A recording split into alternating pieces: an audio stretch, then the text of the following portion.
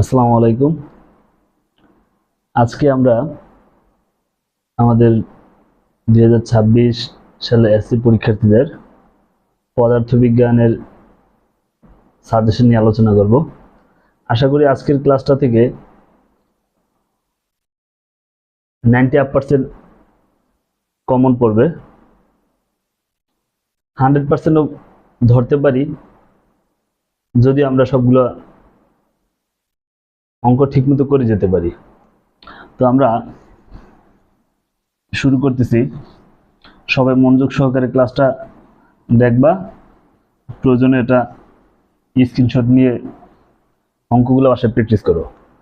প্রথমে আসি আমরা প্রথম অধ্যায় ভৌত রাশি ও তার পরিমাপ। এখান থেকে কোন ধরনের প্রশ্ন আসতে পারে? এখান থেকে প্রশ্ন আসতে পারে দৈর্ঘ্য নির্ণয়। দৈর্ঘ্য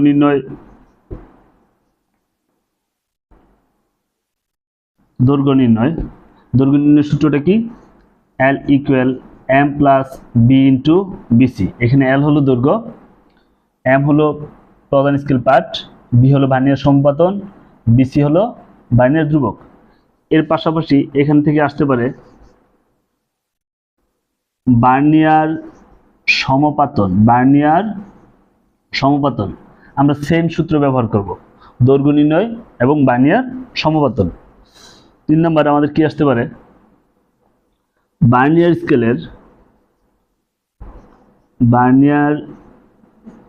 স্কেলের কত ভাগ প্রধান স্কেলের কত ভাগের সমান?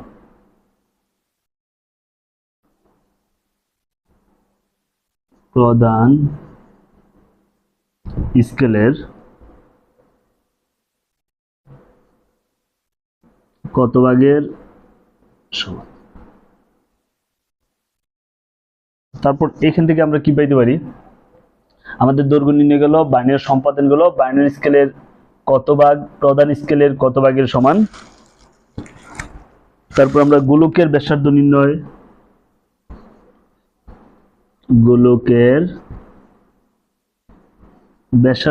করে যাব।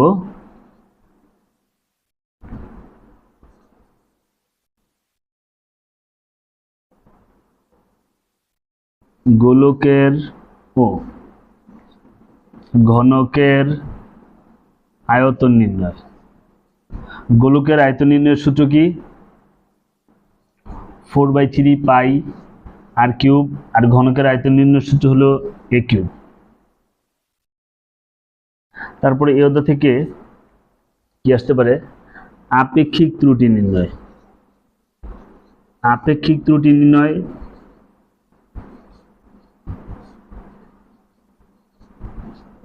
শিখে যাব, সেটা ক্ষেত্রফলের জন্য শিখে যাব, সেটা আয়তনের জন্য শিখে যাব।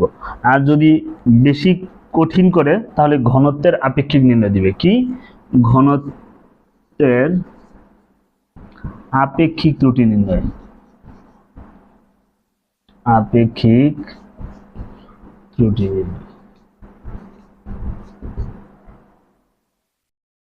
তাহলে আমরা এখান থেকে কি পড়বো? দৈর্ঘ্য নির্ণয়, ভার্নিয়ার সমপাতন নির্ণয়, ভার্নিয়ার স্কেলের কত ভাগ প্রধান স্কেলের কত ভাগের সমান। আমরা গোলকের ব্যাসার্ধ নির্ণয় শিখব, গোলক ও ঘনকের আয়তন নির্ণয়, আপেক্ষিক ত্রুটি নির্ণয়, সেটা ক্ষেত্রফলের হতে পারে, আয়তনের হতে পারে, আর হলো ঘনত্বের আপেক্ষিক ত্রুটি নির্ণয়। এরপরে আমরা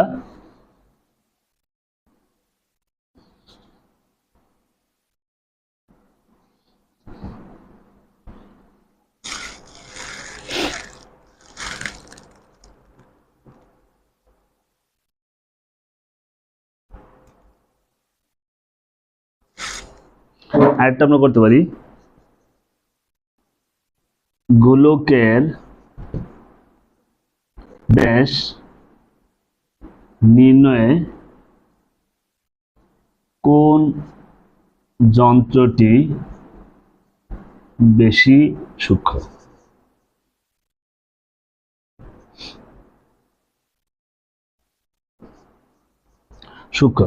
তাহলে গোলকের ব্যাস নির্ণয়ে কোন যন্ত্রটি বেশি সূক্ষ্ম? আমরা যদি এই কোশ্চেনগুলো করে যাই তাহলে এই অধ্যায় থেকে আর কিছু বাকি থাকবে না আশা করি। এবার আসি আমরা দ্বিতীয় অধ্যায় গতি।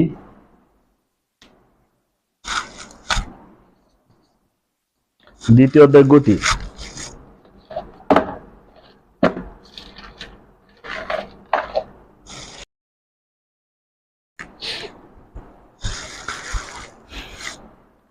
এরপর আমরা দ্বিতীয় অধ্যায় গতি থেকে পড়তে পারি যাত্রা শুরুর পর 10 সেকেন্ড 20 সেকেন্ড পর গাড়ি দুটির বেগ একই হবে কিনা। গাড়ি দুটির বেগ একই হবে কিনা, এরকম প্রশ্ন থাকতে পারে। যাত্রা পথে গাড়িটি কতবার মিলিত হবে। যাত্রা পথে গাড়ি দুটি কতবার মিলিত হবে। এটা ঢাকা বোর্ড 23 আমরা দেখব। ঢাকা বোর্ড 23।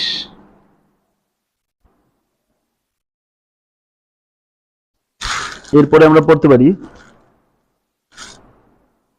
ব্রেক চাপার পর কোন গাড়ি বেশি দূরত্ব অতিক্রম করবে। দূরত্ব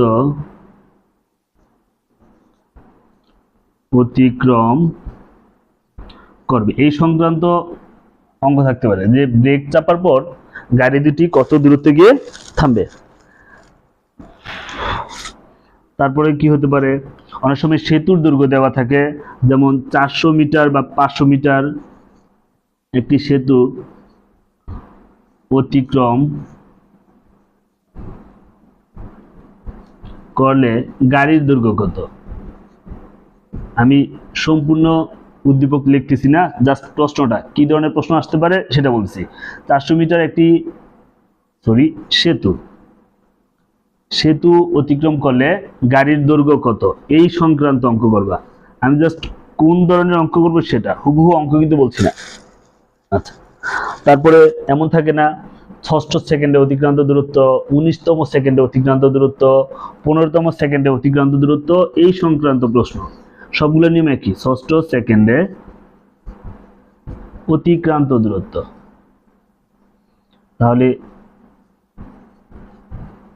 দূরত্ব এটার ক্ষেত্রে আমরা খেয়াল করব 6ষ্ঠ সেকেন্ড, 19তম সেকেন্ড, 7ম সেকেন্ড, 10ম সেকেন্ড যদি বলে তখন আমরা যত সেকেন্ড বলবে সেটা এবং তার পূর্বে, তাহলে 6ষ্ঠ সেকেন্ডের সময় আমরা বের করব কি 6ষ্ঠ সেকেন্ডে অতিক্রান্ত দূরত্ব আর 5ম সেকেন্ডে অতিক্রান্ত দূরত্বের 6 সেকেন্ডে অতিক্রান্ত দূরত্ব আর 5 সেকেন্ড অতিক্রান্ত দূরত্বের ব্যবধান, তাহলে সেটা হবে 6ষ্ঠ সেকেন্ড। এটা যেন মনে থাকে, 6ষ্ঠ সেকেন্ড এবং 6 সেকেন্ড দুইটা ভিন্ন জিনিস। এরপরে আমাদের থাকতে পারে বেগ সময় লেখচিত্র। বেগ সময় লেখচিত্র আমি বোর্ডগুলা পরে দিয়ে দিব যে কোন কোন বোর্ডগুলো আমাদের জন্য ইম্পর্টেন্ট। আমরা প্রশ্নের ধরনগুলো আগে লিখে নিই, এরপরে আমরা আরো কিছু প্রশ্ন লিখব।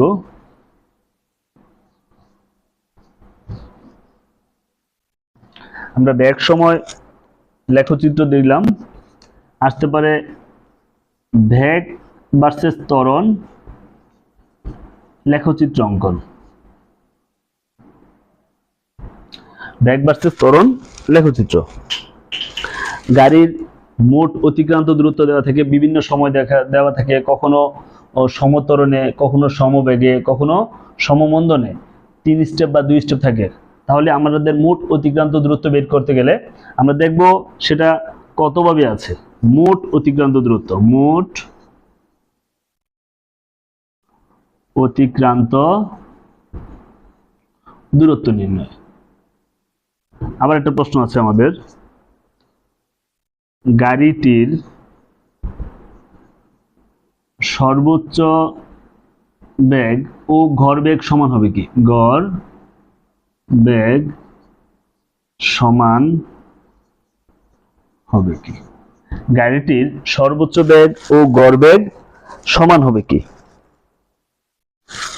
তারপরে আমাদের বল নিক্ষেপের প্রশ্ন আছে। যে বল সর্বোচ্চ কতটুকু উঠবে, সর্বোচ্চ উচ্চতা নির্ণয়, সর্বোচ্চ উচ্চতা নির্ণয়। সেই ক্ষেত্রে আমরা কোন সূত্র ব্যবহার করব?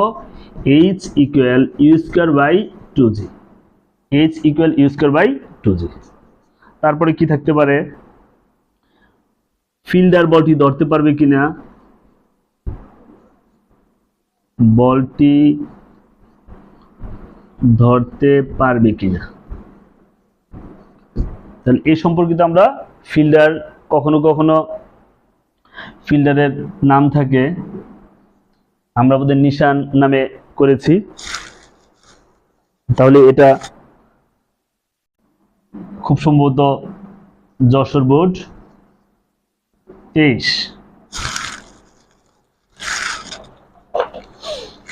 আমরা বিচরণকালের সূত্র শিখেছি, বিচরণকালের অঙ্ক করেছি। বিচরণকাল, একটা বল নিক্ষেপ করলে সে কতক্ষণ উপরে থাকবে, বল ধরতে পারবে কিনা, তখন আমাদের বিচরণকাল বের করতে বলে। বিচরণকালের অঙ্ক টি ইকুয়াল 2u/g, এটা হলো বিচরণকালের সূত্র। টি ইকুয়াল বিচরণকালের পরিবর্তে উড্ডয়নকালও থাকতে পারে। একটা অঙ্ক, ভূপৃষ্ঠ হতে কত উচ্চতায় মিলিত হবে, কত উচ্চতায় মিলিত হবে। এটা কেমন থাকে উদ্দীপকটা? এই উদ্দীপকটা থাকে, একটা হলো নিক্ষিপ্ত বস্তু, একটা হলো পড়ন্ত বস্তু উপর থেকে ছেড়ে দিল, একটা বস্তু, একটা বল নিচ থেকে উপর দিকে নিক্ষেপ করলো। তাহলে দুইটা বস্তু কোথায় মিলিত হবে, এই ধরনের প্রশ্ন থাকে।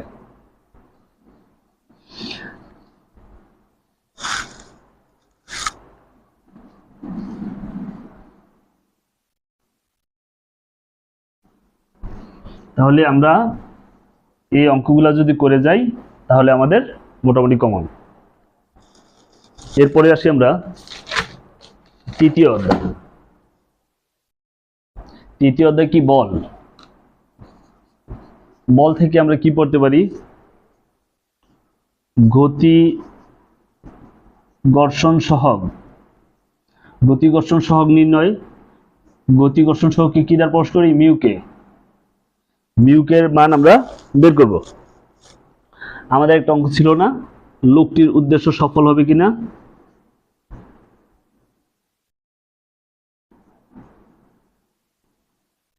সফল হবে কিনা, লোকটির কি উদ্দেশ্য ছিল? লোকটি একটা বাক্সকে ধাক্কা দিয়ে 500 মিটার বা 484 মিটার দূরে ফেলবে, এরকম একটা প্রশ্ন আমাদের ছিল। তাহলে আমরা এই প্রশ্নটা করে যাব। তারপরে আসতে পারে কি? বস্তুর মিলিত বেগ, মিলিত বেগ নির্ণয়। তারপরে বস্তুর ভরবেগ ও গতিশক্তি সংরক্ষণশীলতা নীতি মানবে কিনা বা সংরক্ষিত হবে কিনা। শীলতা, বস্তুর ভরবেগ এবং গতিশক্তি সংরক্ষণশীলতা। আমাদের এমন প্রশ্ন ছিল, 10 সেকেন্ড পর বল অপসারণ করলে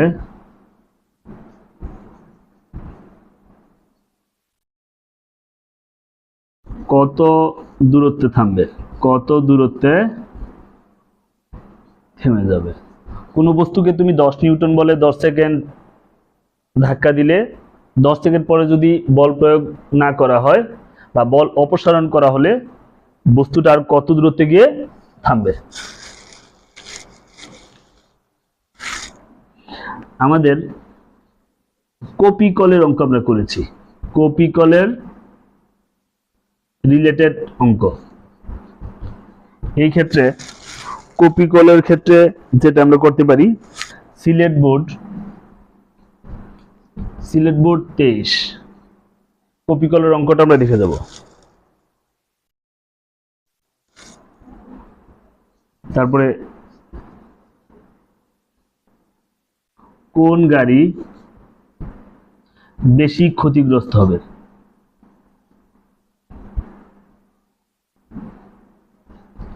আশা করি যে অঙ্কগুলো দিলাম এই নিয়মে করলে এই অধ্যায়ে বাকি কিছু থাকবে না। একটা অধ্যায়ে অনেক অঙ্ক, সব করাও যাবে না, কোনটা আসবে আমরা সেটাও বলতে পারবো না, কিন্তু আমি এটা বলতে পারি এর বাহিরে কোনো অঙ্ক নাই, এই নিয়মের অঙ্কই আসবে। তারপরে আমরা আসতে পারি চতুর্থ অধ্যায়। চতুর্থ অধ্যায় কাজ শক্তি ক্ষমতা।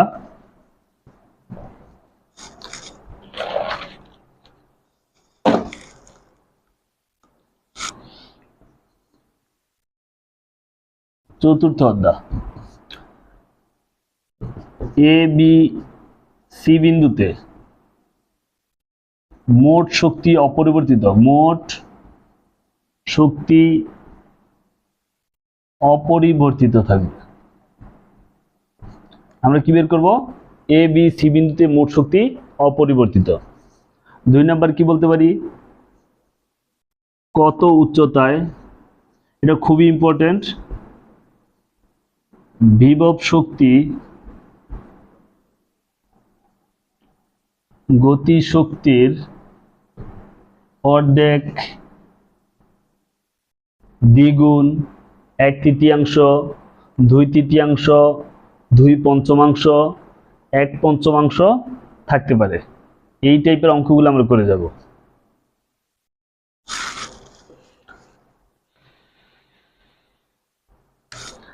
আমাদের ইঞ্জিনের ক্ষেত্রে আমরা কত পরিমাণ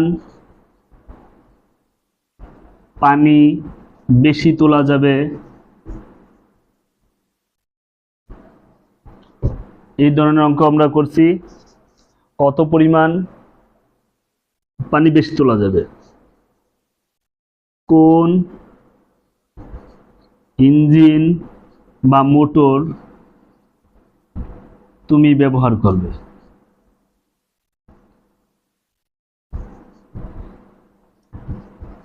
কোন ইঞ্জিন বা মোটর তুমি ব্যবহার করবে?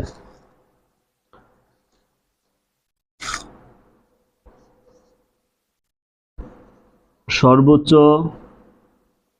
কত উচ্চতায় ওঠানো সম্ভব? আবার আমরা কি করতে পারি, এখানে স্প্রিং এর সম্পর্কিত কৃত কাজ বা গতিশক্তি সম্পর্কিত যেগুলো অঙ্ক আছে, স্প্রিং এর অঙ্কগুলো আমরা দেখে যাব।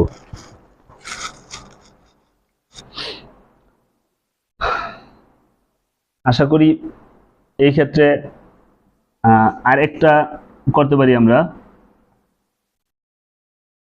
কর্মদক্ষতা নির্ণয়। এই ক্ষেত্রে কর্মদক্ষতার নির্ণয়ের যে সূত্র, সেখান থেকে কর্মদক্ষতার অনেক সময় পরিবর্তন হয়, 60% থেকে 70% বলে দেয়। আবার এখানে প্রদত্ত ক্ষমতা মান বের করতে বলে, কখনো কখনো কার্যকর ক্ষমতার মান বের করতে বলে। তাহলে আমরা কর্মদক্ষতা সম্পর্কিত অঙ্কগুলো দেখে যাব। তাহলে আশা করি চতুর্থ অধ্যায় থেকে কমন পড়বে। তো সবচেয়ে বেশি ইম্পর্টেন্ট হলো শক্তির সংরক্ষণশীলতা, বিভিন্ন বিন্দুতে শক্তি অপরিবর্তিত থাকবে। আর ইম্পর্টেন্ট হলো কোন বিন্দুতে গতিশক্তি বিভব শক্তির দ্বিগুণ বা অর্ধেক, 1/5, 1/3। এবার আসি আমরা সপ্তম অধ্যায়, শব্দ ও তরঙ্গ। এই ক্ষেত্রে আমাদের এমন অঙ্ক আছে না, পাহাড়ের সামনে দাঁড়িয়ে শব্দ করে উল্টো দিকে দৌড় দিল, অথবা পাহাড়ের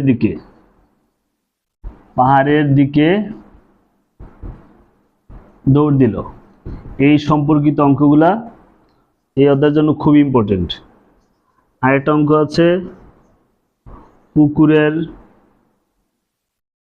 উপরে শব্দ করলে তলদেশ থেকে কতক্ষণ পর বা প্রতিদিনই শোনা যাবে কিনা,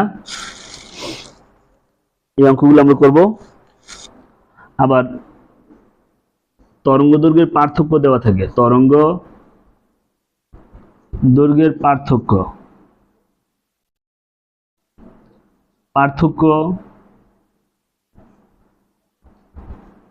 দেওয়া আছে। কি বের করতে বলে? তরঙ্গ দৈর্ঘ্য বের করতে বলে। যেমন কি পি মাধ্যমের তরঙ্গ দৈর্ঘ্য দেওয়া আছে, কিউ মাধ্যমের তরঙ্গ দৈর্ঘ্য আর পি মাধ্যমের তরঙ্গ দৈর্ঘ্যের পার্থক্য দেওয়া আছে, কিউ মাধ্যমের তরঙ্গ দৈর্ঘ্য বের করতে বলে। সেই ক্ষেত্রে এই সংক্রান্ত অঙ্কগুলো আমরা অবশ্যই করে যাব। আবার এখান থেকে আমরা কি নির্ণয় করতে পারি? প্রতিধ্বনি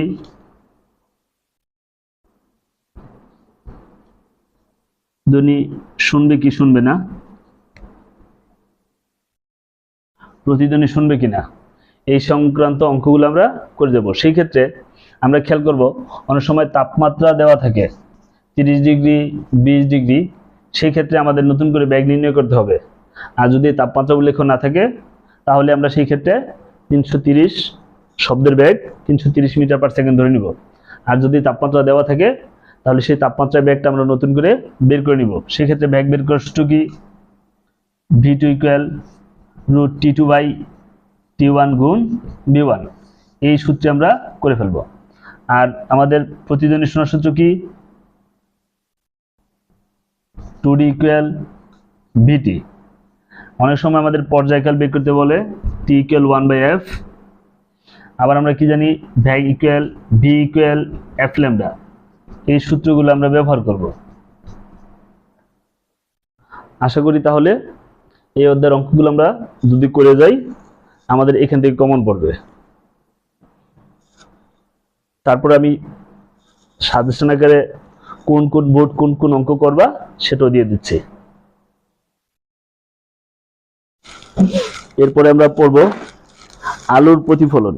আলোর প্রতিফলনে কি বের করতে বলে? বস্তুর দূরত্ব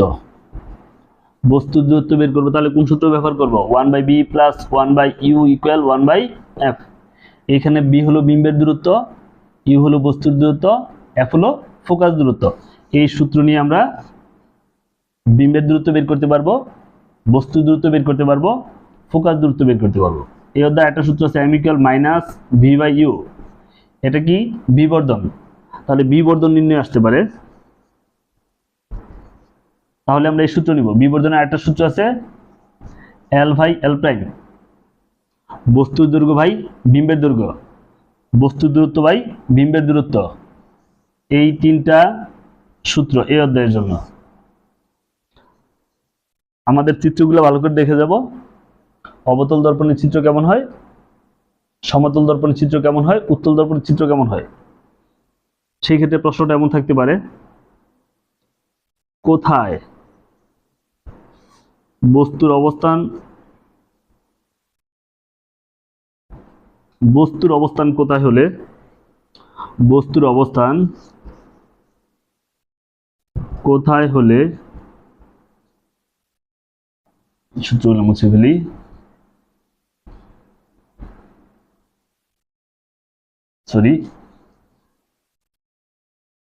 বস্তুর অবস্থান কোথায় হলে একই সাথে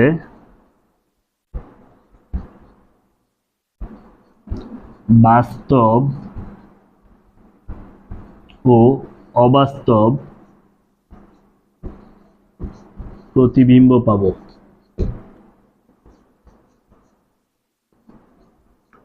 পাওয়া যাবে। কি? বস্তুর অবস্থান কোথায় হলে একই সাথে বাস্তব ও অবাস্তব প্রতিবিম্ব পাওয়া যায়। এই ক্ষেত্রে আমরা জানি কোথায় হলে, এটা যদি অবতল দর্পণের ক্ষেত্রে হবে, বস্তুর অবস্থান যদি ফোকাস বিন্দুতে হয়, বস্তুর অবস্থান কোথায় হলে ফোকাস বিন্দুতে হয়, তাহলে একই সাথে বাস্তব এবং অবাস্তব প্রতিবিম্বের সৃষ্টি হবে। আমরা জানি সমান্তরাল আলোকরেখা ফোকাস বিন্দু দিয়ে চলে আসে। আবার কেন্দ্র বরাবর আপতিত আলোকরশ্মি কেন্দ্র বরাবর ফিরে যাবে, তাহলে এই রশ্মিদ্বয় কি হয় অসীমে মিলিত হবে, তাহলে সেই ক্ষেত্রে বাস্তব এবং অবাস্তব উভয় প্রতিবিম্ব সৃষ্টি হবে।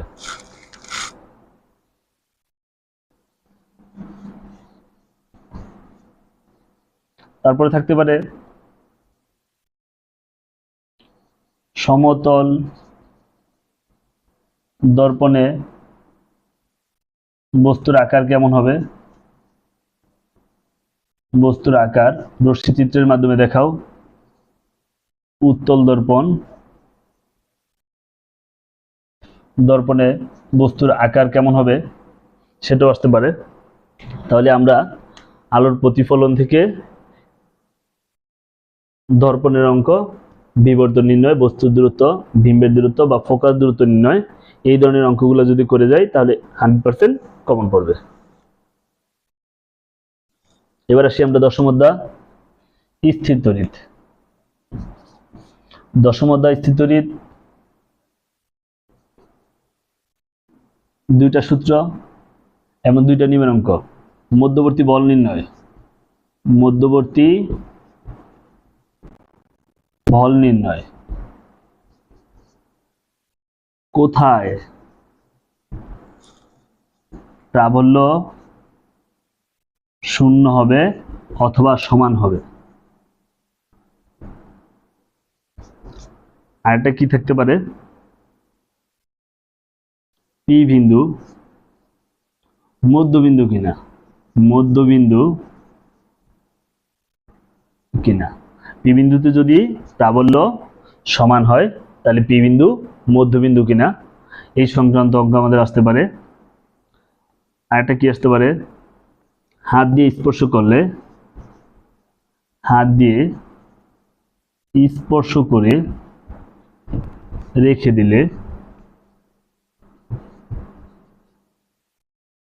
বলের বা প্রাবল্যের কিরূপ পরিবর্তন হবে।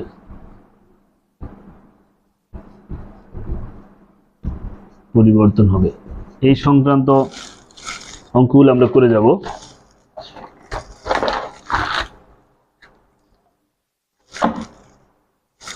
তারপর আরেকটা করব, বিদ্যুৎ বা ইলেকট্রন, ইলেকট্রন কোন দিকে প্রবাহিত হবে।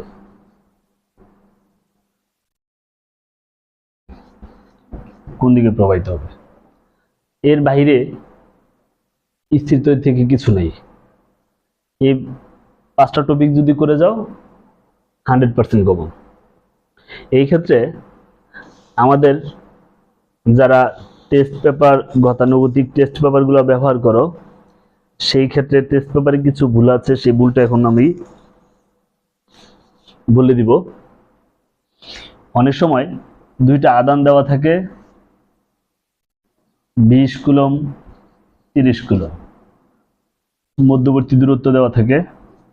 আবার অনেক সময় দুইটা আদান, একটা দেওয়া থাকে 20 কুলম আর একটা দেওয়া থাকে -30 কুলম।